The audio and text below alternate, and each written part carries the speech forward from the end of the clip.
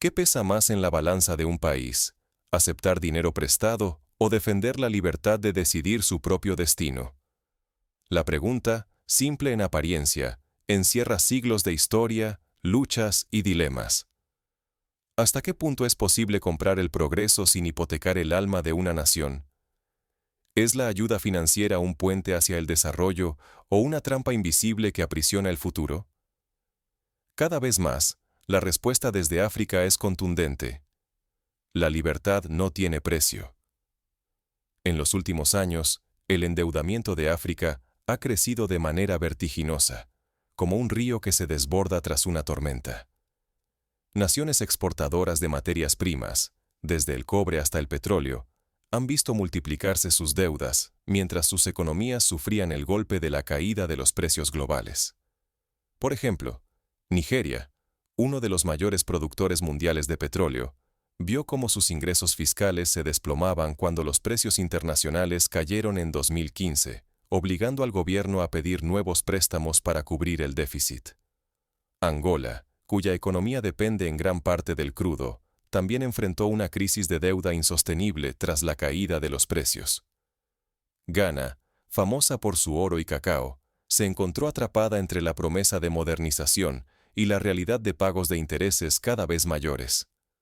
Sin embargo, hoy está ocurriendo algo sin precedentes. Burkina Faso, junto a otros países africanos, están diciendo basta y rechazando la llamada ayuda del Fondo Monetario Internacional y del Banco Mundial. Este rechazo no es un gesto aislado, es el eco de un nuevo sentir africano que recorre el continente. En reuniones recientes de la Unión Africana, líderes de países como Malí, Níger y Chad han manifestado públicamente su intención de buscar nuevas vías de financiamiento, sin depender de los organismos internacionales tradicionales. En Occidente, esta ola de rechazos ha generado más que desconcierto. Ha encendido alarmas. ¿Por qué gobiernos africanos renuncian a préstamos que, durante décadas, se consideraron imprescindibles para sobrevivir? ¿Por qué arriesgar el acceso a inversiones y respaldo financiero solo para alejarse de instituciones que dictaron el rumbo del desarrollo mundial? El desconcierto es palpable en foros internacionales, donde expertos debaten si África está caminando hacia el aislamiento o la emancipación. La respuesta es firme. Por primera vez, África está exigiendo una rendición de cuentas. No pide permiso, reclama el derecho a decidir su propio camino, aunque eso implique romper con acuerdos históricos y arriesgar la estabilidad que el sistema prometía. Porque lo que está en juego es mucho más que dinero. Es la posibilidad de recuperar el control de sus recursos, evitar los ciclos de deuda y dependencia y diseñar nuevos modelos de crecimiento. Para muchos africanos, las lecciones del pasado están demasiado frescas como para ignorarlas. Cada decisión abre un abismo de riesgos. Si renuncian a los préstamos, pueden perder acceso a fondos e inversiones internacionales. Si los aceptan, corren el riesgo de quedar atrapados en una telaraña de deudas y condiciones que sofocan su soberanía. En este tablero global, donde cada movimiento es analizado y cuestionado, África apuesta a recuperar su voz y elegir su destino en sus propios términos. Sin embargo, esta rebelión silenciosa tiene raíces profundas. ¿Cómo llegamos a este punto de ruptura? ¿Qué llevó a estos países a desafiar el orden económico global? Para entender la magnitud de este descontento, debemos mirar atrás y descubrir las heridas abiertas que impulsaron esta decisión. Es necesario sumergirse en la historia de la deuda africana, sus orígenes y las promesas incumplidas. Solo así podremos descifrar por qué hoy tantos países deciden romper las cadenas financieras. Durante décadas, la deuda fue el disfraz sofisticado de una dependencia profunda. Bajo el pretexto del desarrollo, millones de africanos vieron su destino encadenado a acuerdos firmados lejos de sus tierras. Los préstamos llegaban acompañados de condiciones: privatizar servicios esenciales, recortar en salud y educación, vender tierras al mejor postor y aceptar reformas dictadas por burócratas extranjeros. En los años 80 y 90, los programas de ajuste estructural del Fondo Monetario Internacional y el Banco Mundial se impusieron como receta universal, prometiendo eficiencia, pero dejando tras de sí ruinas sociales. Países como Zambia y Costa de Marfil vieron cómo se desmontaban sus sistemas de salud pública y se disparaba la mortalidad infantil. La historia se repetía como un eco amargo. Ante cada crisis, la receta era más deuda, siempre con nuevas exigencias. Los programas de ajuste estructural se convirtieron en una pesadilla compartida. Las imágenes de hospitales colapsados, escuelas vacías y millones de familias sumidas en la pobreza siguen grabadas en la memoria colectiva africana. En Ghana, por ejemplo, el recorte del gasto público llevó a la reducción de salarios de maestros y médicos, con consecuencias devastadoras para la educación y la salud. Estos programas no fueron accidentes ni simples errores de cálculo. Eran parte de una estrategia: transformar a naciones enteras en economías abiertas y dependientes de intereses externos. Los gobiernos africanos pasaron de ser socios aparentes del Fondo Monetario y el Banco Mundial a convertirse en pacientes crónicos, siempre a la espera del siguiente rescate para evitar el colapso. Es como si, en vez de curar la enfermedad, se recetara una medicina que provoca nuevos síntomas, perpetuando el ciclo de dependencia. Muchos comprendieron que la deuda nunca fue solo un asunto de cifras. Era y sigue siendo una cadena política, diseñada para limitar la soberanía y garantizar el control. Cada dólar prestado se convertía en una palanca de poder sobre decisiones nacionales cruciales: qué sembrar, qué exportar, qué vender y a quién rendir cuentas. Por ejemplo, en Malí, las exigencias de los prestamistas llevaron a la privatización de la empresa nacional de algodón, lo que dejó a miles de campesinos sin apoyo estatal y generó protestas masivas. Este ciclo de endeudamiento y reformas impuestas amenazó con atrapar a generaciones enteras en una dependencia estructural. El peligro de repetir los mismos errores, una y otra vez, se hacía más evidente a medida que la deuda crecía y las promesas de desarrollo quedaban incumplidas. Países como Kenia, que recurrieron repetidamente a préstamos externos, vieron cómo su deuda pública superaba el 70% del PIB en menos de 2 décadas, mientras los beneficios del crecimiento apenas llegaban a la población. Pero, ¿qué fue lo que finalmente encendió la chispa de la ruptura? Veamos cómo el desencanto se convirtió en un grito colectivo por el cambio. El continente decidió que era hora de cambiar las reglas del juego.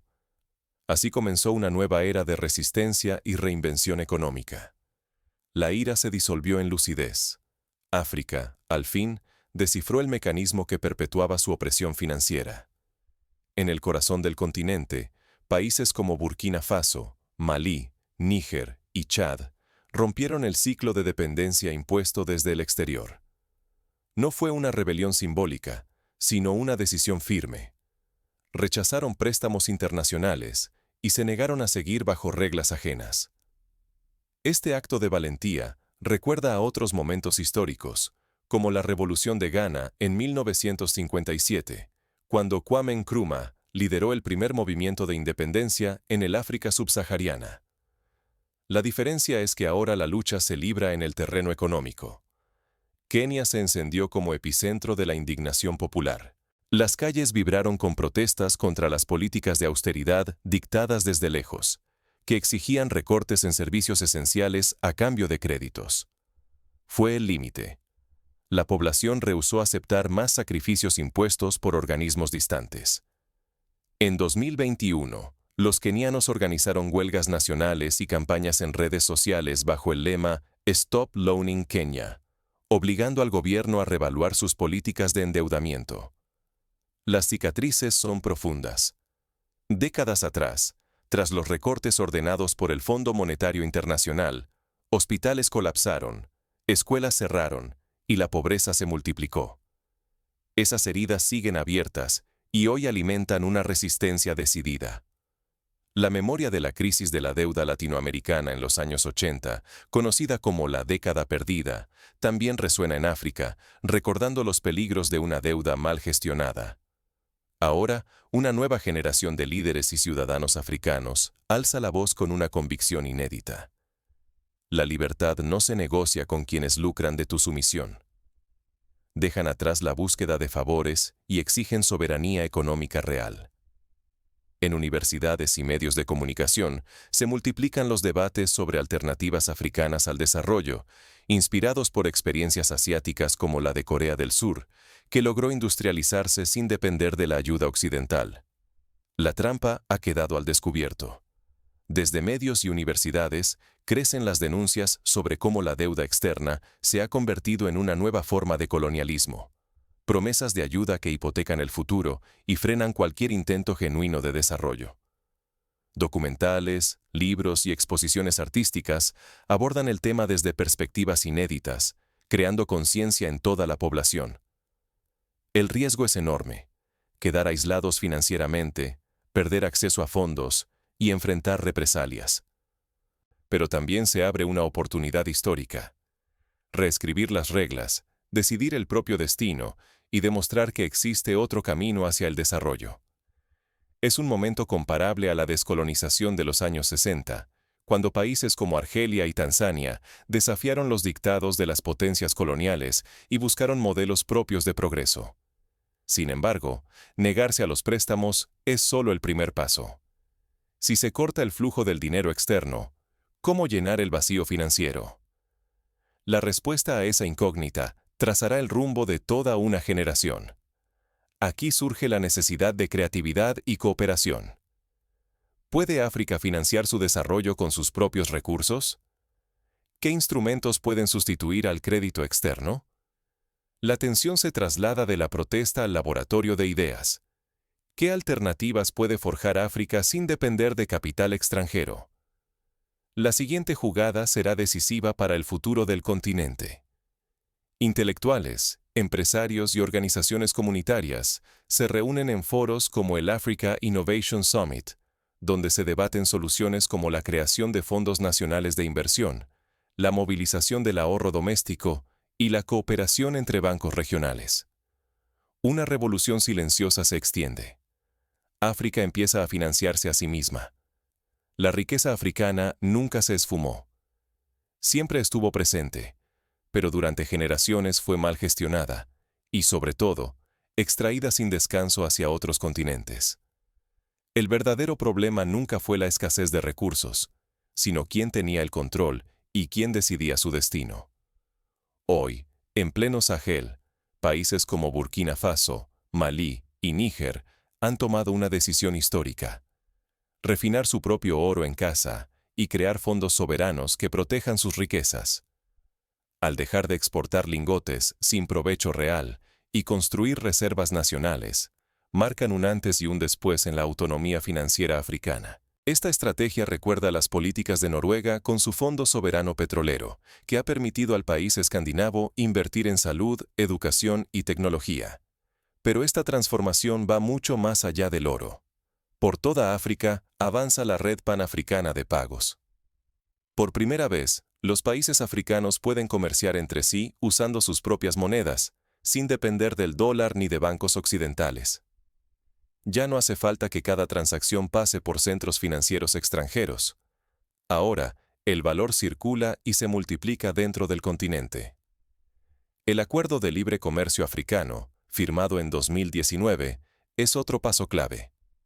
Elimina barreras comerciales internas y fomenta el crecimiento de mercados regionales. Los bancos de desarrollo regionales, financiados con capital africano, están ganando fuerza e influencia. No solo prestan dinero, diseñan proyectos adaptados a las realidades locales y evitan las condiciones externas impuestas durante décadas por instituciones globales.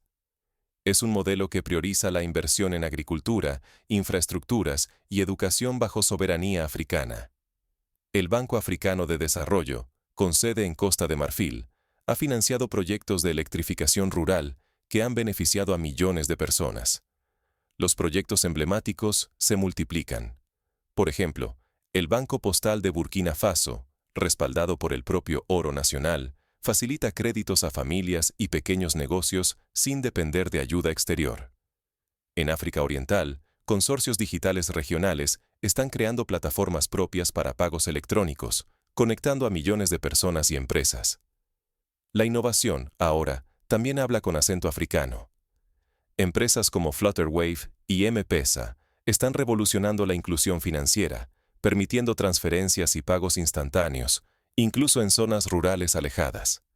Este impulso nace de un cambio profundo de mentalidad. El éxito ya no se mide por la aprobación occidental, sino por la autonomía y la colaboración real entre africanos.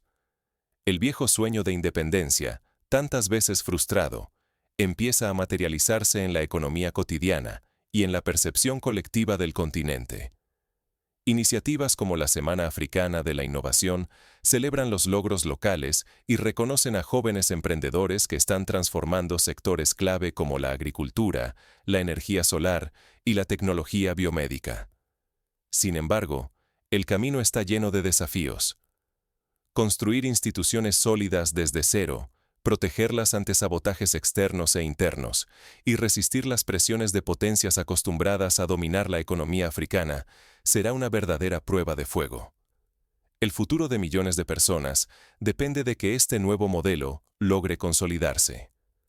El ejemplo de Brasil, que creó su propio Banco de Desarrollo tras rechazar recetas del Fondo Monetario Internacional, demuestra que el camino es posible, pero requiere perseverancia y unidad. Pero África no está sola en este pulso. El mundo observa y algunos actores no están dispuestos a perder influencia sin luchar. El pánico silencioso. Occidente teme más el éxito africano que su rebeldía. En los pasillos del poder occidental, el ambiente se ha impregnado de inquietud. Las antiguas seguridades han dado paso a susurros de alarma. La independencia africana ya no es solo un desafío, sino una amenaza a su propio dominio. Informes oficiales advierten que el continente avanza hacia una autonomía que puede redibujar las reglas globales. Banco Mundial y Fondo Monetario Internacional han presentado nuevas líneas de crédito, vestidas con promesas de flexibilidad. Sin embargo, tras cada oferta, asoman condiciones que recuerdan demasiado a aquellas cadenas que durante décadas sujetaron el destino africano. Nada es realmente nuevo. La letra pequeña busca mantener el control bajo otra forma. Es como el caso de Grecia durante la crisis europea, donde los rescates financieros venían acompañados de duras exigencias y reformas impopulares. Los medios y la diplomacia occidental han intensificado su ofensiva. Diarios y think tanks publican alertas sobre un supuesto vacío en África, llenado ahora por potencias como China o Rusia. Se multiplican foros de emergencia, cumbres relámpago y promesas de ayuda histórica. Pero tras ese ruido, persiste una intención: impedir que África escriba sus propias reglas. El temor a perder acceso a los minerales estratégicos, como el coltán o el litio, esenciales para la tecnología moderna, alimenta la ansiedad en Washington, Bruselas y Pekín. La realidad es más compleja de lo que sugieren los titulares. África no cambia de amo, sino que multiplica sus opciones. Sus líderes, sin estridencias, han comprendido que el verdadero poder reside en decidir con quién y cómo negociar. La multipolaridad ya no es vista como una amenaza, sino como un triunfo largamente esperado.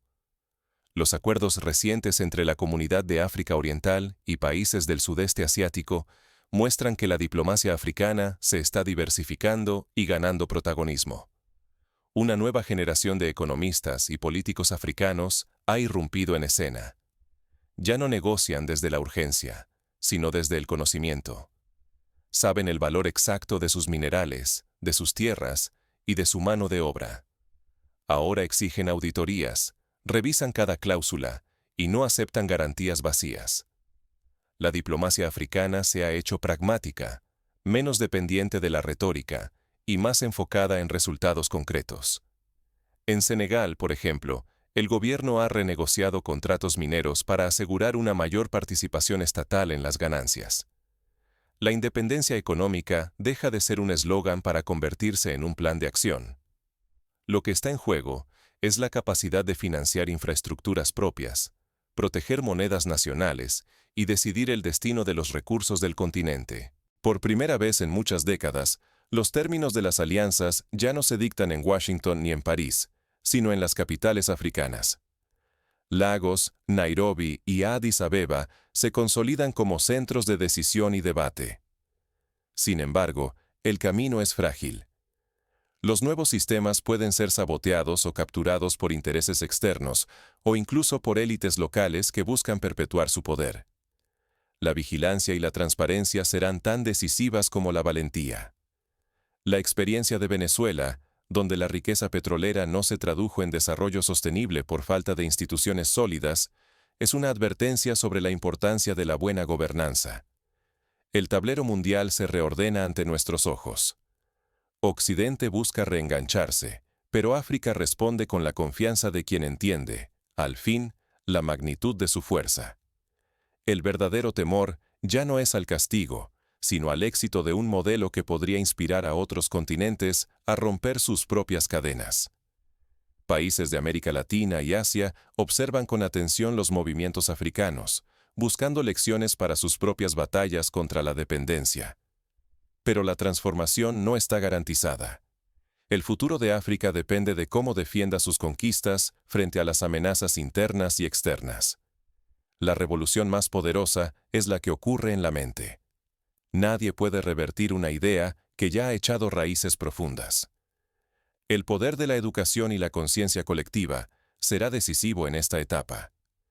Escuelas y universidades africanas, como la Universidad de Ciudad del Cabo o la Universidad de Makerere, están formando a la nueva generación de líderes capaces de sostener la independencia recién conquistada. Hoy, África está escribiendo un capítulo inédito. Por primera vez en muchas generaciones, los países africanos dejan de mirar hacia afuera y comienzan a preguntarse qué significa realmente ser independientes. Esta vez, la independencia no se mide en discursos ni en promesas de ayuda externa, sino en acciones concretas y decisiones valientes. La creación de la Agencia Africana de Desarrollo, promovida por la Unión Africana, es ejemplo tangible de este nuevo rumbo. Durante más de medio siglo, el continente ha vivido bajo el peso de préstamos que ataban más que liberaban, de políticas dictadas desde oficinas lejanas y de recursos nacionales que enriquecían a otros continentes. Pero ahora, algo ha cambiado. África levanta la voz y dice, basta. La independencia auténtica exige mucho más que banderas o constituciones. Requiere construir bancos propios, financiar proyectos locales, negociar en monedas africanas y, sobre todo, reescribir la historia de lo que es progreso y desarrollo. El riesgo es inmenso, pero también lo es la promesa. Lo que está en juego no son solo cifras en balances o acuerdos de papel.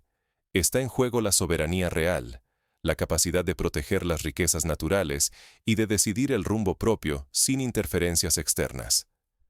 Cada decisión tomada hoy puede abrir o cerrar puertas para generaciones futuras. ¿Estamos presenciando el inicio de un renacimiento africano o simplemente una pausa antes de que el ciclo de dependencia vuelva a repetirse? Todo depende de la fuerza del pensamiento colectivo. Si la sociedad africana logra mantener esta nueva mentalidad, ninguna presión podrá forzar el regreso al pasado. La verdadera revolución no se libra en los despachos de Washington ni en las oficinas del Fondo Monetario, sino en las aulas, los mercados y los parlamentos del continente. El poder de decidir, organizar y crear sistemas propios es el motor que puede transformar la historia africana. El camino no será fácil. Las amenazas son gigantes, presiones externas, tentaciones internas y la herencia de más de un siglo de dependencia.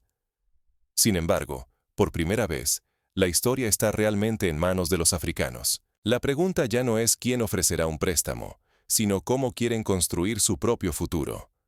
El debate sobre la creación de una moneda única africana, la inversión en energías renovables y la defensa de los derechos de las comunidades locales son ejemplos de los desafíos y oportunidades que se abren ante el continente. Quizás el mayor triunfo no sea rechazar una oferta de crédito, sino atreverse a imaginar una África donde la dignidad y la autodeterminación sean la norma y no la excepción. El debate apenas comienza. ¿Es este el nacimiento de la verdadera independencia africana? El mundo observa, pero solo África puede escribir el próximo capítulo y cerrar finalmente